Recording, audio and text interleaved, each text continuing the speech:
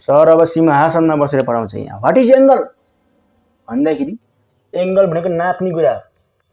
नाप्न त नाप्ने, तर के नाप्ने? त्यसै नाप्दै हिँड्ने भनेर त भएन। यो कुरा नाप्ने भनेर भन्न सक्नु पऱ्यो नि त। गएर नाप बाबु भने के नाप्ने भन्छ, ए नाप न खुरुखुरु। अनि के नाप्ने हो त भन्न पऱ्यो नि। ए खुरुखुरु चुपलाएर नापे त हुन्छ नि भनेर थर्काएर त भएन नि। यो कुरा नाप्ने भनेर भन्न सक्नु पऱ्यो।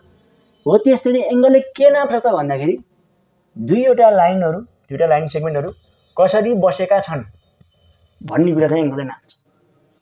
अब कसरी बसेका छन् भन्ने कुरा जान्नभन्दा पहिला कसरी बस्न सक्छन् त भन्ने कुरा चाहिँ हाम्रो मुख्य कुरो महत्त्वपूर्ण। एउटा लाइन यो रहेछ, अर्को लाइन आऊ तिमीले मसँगै बसौँ भनेर बोलाएछ अर्को लाइनलाई, अनि अर्को लाइन आएर यसरी बसेछ। यसरी पनि बस्न सक्छ, यसरी यही लाइन यसरी पनि बस्न सक्छ हो। यही लाइन यसरी पनि बस्न सक्छ, यसरी पनि बस्न सक्छ, यसरी पनि बस्न सक्छ नि है, होइन र? सबै तरिकाले बस्न सक्छ नि यही लाइन। कुरो बुझिएको छ कि नै? हो त्यसो हो भने त्यो लाइन बस्न सक्ने है, यो एउटा लाइनमा अर्को लाइनसँगै बस्दाखेरि है टोटल यो सर्कल हुन्छ। बस्न सक्ने चान्सहरू जसरी पनि बस्न सक्छन्। अब मुख्य कुरो महत्त्वपूर्ण, 1 सेन्टिमिटरलाई 10 वटा इक्वल पार्ट्समा डिभाइड गर्यो भने त्यो बच्चेको एउटा पार्ट्स कति हुन्छ भन्दाखेरि 1 मिलिमिटर हुन्छ। एम आई राइट भन्दाखेरि यस यु आर राइट भनेर भन्नुपर्छ तपाईँहरूले फेरि हो। त्यस्तै झैँ यो टोटल कम्प्लिट रनलाई 360 वटा इक्वल पार्टमा डिभाइड गर्यो भने कति हुन्छ भन्दाखेरि 1 डिग्री हुन्छ। 360 इक्वल पार्ट गर्यो भने अनि 360 वटा छन्, 360 वटा 1 डिग्री हुन्छ। त्यही त हो कुरो। यो लाइन यसरी बसेको छ, अर्को लाइन अब तिमीले मसँगै बस्यो भने बस्दाखेरि यसरी बस्यो। कतिवटा छ टोटल? यहाँ 90 वटा छ। यहाँ तिमीलाई कतिवटा छ? 90 वटा इक्वल पार्ट छ, 90 डिग्री भयो हो। यतापट्टि यहाँ चाहिँ स्ट्रेट लाइन बस्यो भने यहाँ फेरि 90 डिग्री भयो, अनि टोटल 180 डिग्री भयो। त्यही त घुम्दै घुम्दै आएपछि 360 भयो। सँगै चप्केर बस्यो भने होइन, एउटा लाइन यसरी बसेको थियो, अर्को लाइन आइजानु भने यहीँ सँगै चप्केर बसेछन्, 0 डिग्री भयो। कुरा क्लियर छ? हो यसलाई चाहिँ एङ्गल भन्छ। भनेपछि एङ्गल भनेको के रहेछ त भन्दाखेरि नाप्ने कुरा। के नाप्ने कुरा भन्दाखेरि दुईवटा लाइनहरू कसरी बसेका छन् जिन्दगीमा भनेर नाप्ने कुरा चाहिँ एङ्गल हुँदैछ। अब नापिसकेपछि यहाँ विभिन्न कुराहरू आउन सक्छ। नाप्दाखेरि कहिले चाहिँ 90 भन्दा कम होला, ठ्याक्कै 90 होला, होइन 90 भन्दा बढी होला। त्यो अनुसार के त हामीले चाहिँ निवारण गरेका छौँ। फेरि हामीले भन्दा नि पहिलेदेखि निवारण भएर आएछ हो। 90 भन्दा कम भयो भने यसलाई चाहिँ एक्युट भन्ने हो। त्यसपछि हामीसँग ट्याक्कै 90 भन्ने, राइट एङ्गल भन्ने, 90 भन्दा बढी 180 भन्दा सानो अप्टुस भन्ने, 180 भयो स्ट्रेट भन्ने, त्यसपछि रिफ्लेक्स भन्ने, पुरै 360 भयो कम्प्लिट टर्न भन्ने। भने यसो चाहिँ के त निवारण गरिएको छ फेरि बेसिक कुरा। त्यसपछि एउटा मात्रै एङ्गल हुँदाखेरि त्यसै चाहिँ निवारण गरियो। मानौ एकै ठाउँमा दुईवटा एङ्गल भयो अरे है, एउटा मात्रै सेट हुँदाखेरि हामीले चाहिँ टाइप अफ सेट पढ्थ्यौँ एउटा, अर्को चाहिँ टाइप अफ सेट्स पढ्थ्यौँ, कम्पेरिजन बिट्विन सेट्स हो, इक्विभ्यालेन्ट सेट, इक्वल सेट भनेर पढे जस्तै यहाँ पनि के त भन्दा एङ्गलहरूको बिचमा चाहिँ हामीले सम्बन्ध स्थापित गर्छौँ, रिलेसनसिप डिफाइन गर्छौँ। तर उनीहरू बिच रिलेसनसिप डिफाइन गर्नुभन्दा अगाडि त्यो एङ्गललाई पढ्ने कसरी, समस्या कहाँनिर हुनसक्छ भने यहाँ हामीसँग चाहिँ एबिसी भन्ने रहेछ। अरे भाइ क्या करते हो भाइ, इसको इधर सी कर दो, इसको इधर बी कर दो। यहाँ एउटा एङ्गल बनिएको रहेछ। अब यसलाई भर्टेक्स भन्छ, यसलाई आर्म भन्छ, बेसिक कुरा भइहाल्यो हो। अब यो एङ्गललाई पढ्न पर्यो भने के भनेर पढ्ने भन्दा जहाँ जुन भर्टेक्समा चाहिँ एङ्गल बनिएको त्यही एङ्गल भनेर पढिदिने, एङ्गल बी भनिदिने, कुरै सिद्धियो। तर सधैँ जिन्दगी यस्तो सजिलो नहुन सक्छ। कहिले काहीँ यस्तो भइदियो भाइ, यस्तो भइदियो, यहाँ पनि अर्को एङ्गल बनिएको रहेछ। अब के भन्ने होला फेरि समस्या भयो नि त यहाँनिर हो। यहाँ पनि एङ्गल छ, यहाँ पनि एङ्गल छ। एङ्गल बी भनेर भन्यो भने अब यो बोल्देला अरे म हो एङ्गल बी भन्दै एउटा यो चाहिने एङ्गल, अनि यो रिसाउन सक्छ फेरि घरि फेरि यो बोल्देला अरे, अनि यो फेरि मलाई बोलाएको भने फेरि जङ्गेला होइन। भनेपछि यहाँ के यी दुईटा एङ्गल बिच के हुनसक्छ, युद्ध हुनसक्छ। त्यही भएर हामीले बोलाउँदाखेरि एकदम ख्याल गरेर बोलाउनु पर्ने छ यहाँ अवस्था हो। जस्तै क्लासमा चाहिँ नि एउटै नाम गरेको दुईजना मान्छे रहेछन् भने सरले चाहिँ नि नाम लिएर बोलायो भने कसले सुन्ने भाइ? कि त दुईटाले सुन्दैन कि त दुईटाले सुन्छ। समस्या भयो नि त त्यहाँनिर हो। कसलाई बोलायो भने ठ्याक्कै चाहिँ थरसहित बोलाउनु पर्ने अवस्था हुन्छ हो। त्यस्तै चाहिँ यहाँनिर के त थरसहित बोलाउनु पर्ने अवस्था छ भाइ। कसरी बोलाउने भन्दाखेरि एङ्गल कहाँ बनेको छ त्यसलाई बिचमा राख्दिने, बिचमा। अब ए सी एङ्गल एबिसी भनेपछि कुन भयो भाइ? यहाँबाट यसरी बनेको यो एङ्गल भयो। त्यस्तै गरी एङ्गल सिबिडी भन्यो भने चाहिँ यो एङ्गल भयो। त्यसरी चाहिँ हामीले चाहिँ बोलाउन पढ्न निवारण गर्न सिक्नु पर्यो, ठिक छ। तर फेरि कोही कोहीले विद्रोह गर्न सक्छ, भन्न सक्छ कि भाइ एङ्गल एबिसी मात्रै किन भनेको हो, एबिसी भन्नको साट्टो एङ्गल सिबिए भनिदिए पनि त कुरो त त्यही त हो, बी बिचमा छ, जहाँ एङ्गल बनेको छ जुन भर्टेक्स बन्छ त्यो बिचमा हुनुपर्ने बिचमा छ, यस्तो भन्न पाइँदैन त भने कसैले प्रश्नवाचक चिन्ह ल्यायो भने के हो त उत्तर भन्दाखेरि, हेर मेरो बाबु नानी, काठमाडौँबाट पोखरा कति टाढा छ भन्नु र पोखराबाट काठमाडौँ कति टाढा छ भन्नु, एउटै हो सिद्धियो कुरा, ठिक छ। कहिलेकाहीँ त्यही पनि तपाईँलाई मैले के भन्न चाहेँ भने कहिलेकाहीँ यसरी यहाँ डाइरेक्सन टाइपको केही भयो भने त्यति बेला फेरि कुरो बुझ्न के जरुरी छ भन्दाखेरि एतिरबाट नापेको होइन है भनेर बुझ्नु पर्यो, बाँकी अदरवाइज केही ठुलो कुरा होइन, ठिक छ। काठमाडौँबाट नापे पोखराको दूरी नापे पनि, पोखराबाट काठमाडौँको त्यो बाटोको दूरी नापे पनि लम्बाइ यति आउँछ भन्ने कुरा चाहिँ बुझ्नु पर्यो है त। एङ्गललाई पढ्ने तरिका कुरा बुझ्यो, भर्टेक्सलाई बिचमा राख्ने होइन, एउटा मात्रै एङ्गल छ भने त त्यो भर्टेक्समा एउटा मात्रै एङ्गल बनिएको छ भने त त्यही मात्रै भनिदिए भए बकाइदा कसैले चाहिँ केही कन्फ्युजन भएन। तर त्यही भर्टेक्समा दुईवटा एङ्गल बनिएको छ, तिनवटा एङ्गल पनि बन्न पायो भाइ, तिनवटा एङ्गल पनि बन्न पायो होइन र। यो बी पोइन्ट रहेछ, यहाँ यहाँ यहाँ यी एङ्गल त बनिएको छन् भाइ, 1 2 3 होइन, तिनवटा एङ्गल बनिएको छन्। र पढ्दाखेरि जान्नु पर्यो, पढ्दाखेरि जान्नु पर्यो। यसरी पढियो भने डिबिई भनेर पढियो भने यो बिचको चाहिँ यो एङ्गललाई भनेको रहेछ भनेर बुझ्नु पर्यो। त्यति कुरा भइसकेपछि अब के हुन्छ भन्दाखेरि एङ्गलका टाइप्स हो, एङ्गलहरू कसरी बनिएका छन्, ती एङ्गलहरूलाई जोड्दाखेरि एडिसन गर्दाखेरि 180 डिग्री आउँछ भने त्यसलाई के भन्ने, 90 डिग्री आउँछ भने त्यसलाई के भन्ने, विभिन्न चाहिँ के त पुराना हाम्रा पूर्वज गणितज्ञहरूले विभिन्न नाम राखिदिएर गएका छन्। हामीले नयाँ केही गर्न पर्दैन, तिनीहरूले राखेका निवारण गरिदिएका ती नामहरूको बारेमा बुझ्ने, ठिक छ है। सर क्लासमा कोही नयाँ सर आयो भने सरको नाम के हो भनेर थाहा पाउने हो नि त, निवारण त अलरेडी भइसकेको छ नि त, सरको नाम अलरेडी छ, उहाँ जन्मेको 11औं दिनका दिन नै पण्डितले नाम राखिदिएर गएका छन् हो। हाम्रो काम के हो त भन्दाखेरि सरको नाम थाहा पाउने, त्यति त आफ्नो सरको नाम थाहा पाउने, फेरि दुनियाँभरिको सरको नाम थाहा पाउँदै हिँड्ने होइन फेरि हो। त्यस्तै चाहिँ यहाँनिर हामीले बेसिक आफूलाई चाहिने कुराहरू एङ्गलहरूको त्यहाँ के त कनेक्सनहरू बुझ्नुपर्ने छ। पहिलो नम्बरमा आउँछ एडजासेन्ट। एडजासेन्ट भनेको के हो भन्दाखेरि एउटै भर्टेक्समा बनेका एङ्गल र तिनीहरूको एउटा कमन आर्म, यो भनेको आर्म हो, यो यति आर्म, यो यति आर्म, यो पोइन्टलाई भर्टेक्स भन्छ हो।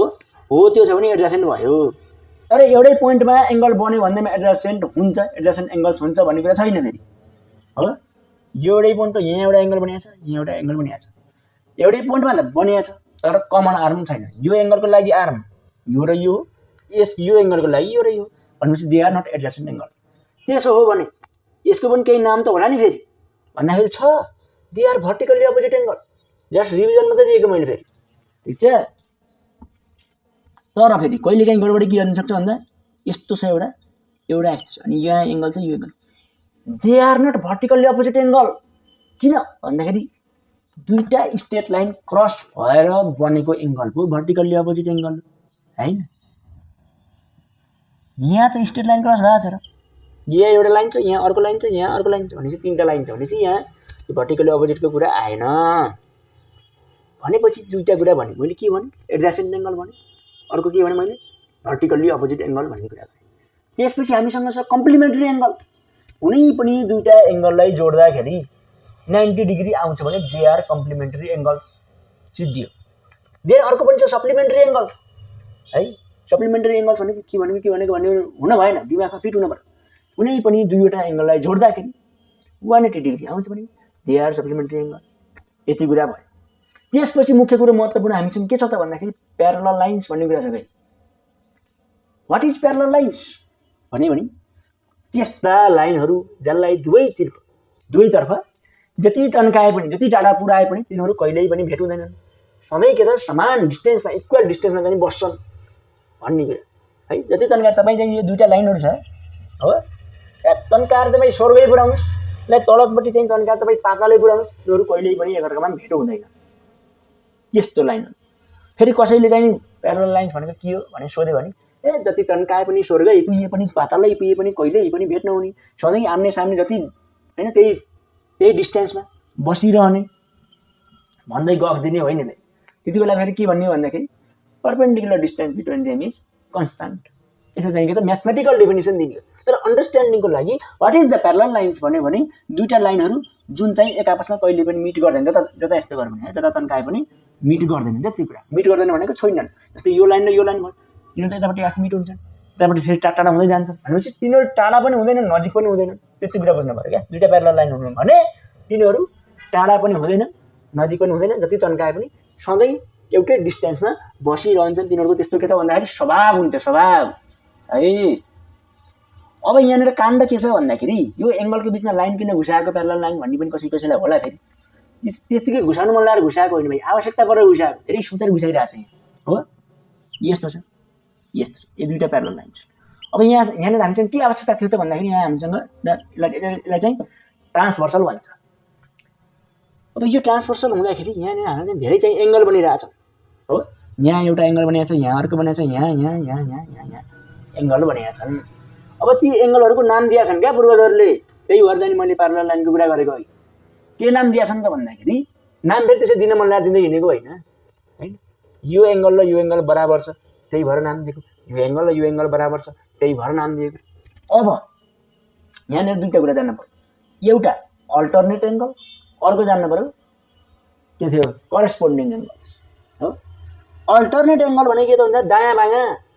तर दायाँ बायाँ भने के को दायाँ बायाँ? त्यसै दायाँ बायाँ भनेर त पुरो इन्कम्प्लिट भयो नि त भन्दाखेरि यो ट्रान्सभर्सलको हो, यो ट्रान्सभर्सलको दायाँ बायाँ भएका भनेपछि त यो र यो दायाँ बायाँ भयो हो, यो र यो दायाँ बायाँ भयो, यो र यो दायाँ बायाँ भयो हो। तर तिनीहरूलाई लिन पाइँदैन, नन एडजसेन्ट दायाँ बायाँ भएका तर नन एडजसेन्ट भएका भनेपछि यो के साइडमा छ? राइट साइडमा छ, यो हाम्रो लेफ्ट साइडमा छ। तर दुईटै बाहिर दुईटै भित्र हुनु पर्यो, किनभने हामीसँग दुईवटा केटा छ क्या, एउटा अल्टरनेट इन्टेरियर अर्को alternate exterior.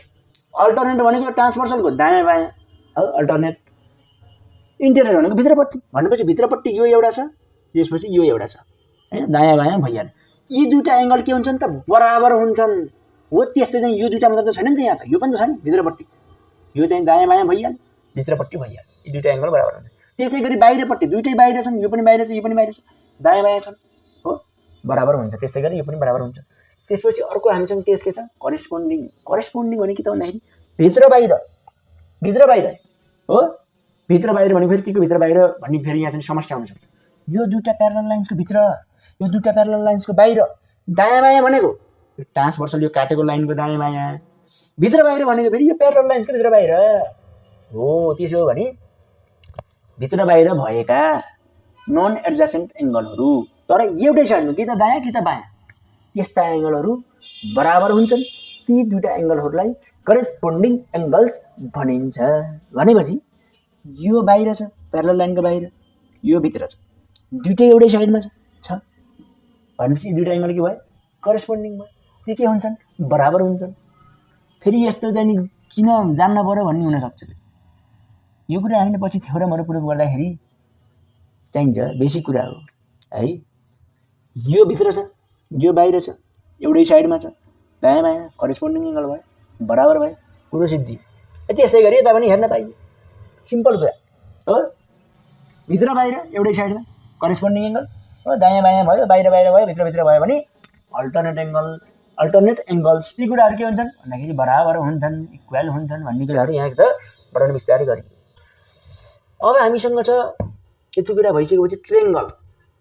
What is triangle भन्दाखेरि ट्रेङ्गल इज क्लोज फिगर। फेरि फिगर भनेको के भने पनि क्वेसन आउनसक्छ। फिगर भनेको शरीरको फिगर त्यस्तो कुरा गरे होइन, फिगर भनेको चित्र। क्लोज फिगर भनेको के हो भन्दाखेरि यो यस्तो रहेछ अरे, यो क्लोज फिगर हो त भन्दा होइन, किनभने यो यहाँ एउटा मान्छे रहेछ, मानव के पोइन्ट गराउने मान्छे रहेछ यहाँ हो। यो मान्छे चाहिँ हिँडेर यहाँ चाहिँ सबै निक्लिने मिल्छ क्या। के भयो त भन्दाखेरि क्लोज भएन, यसरी ट्याक्कै जोडिएपछि के भयो क्लोज फिगर भयो। त्यति हो ट्रेङ्गल भनेको क्लोज फिगर हो।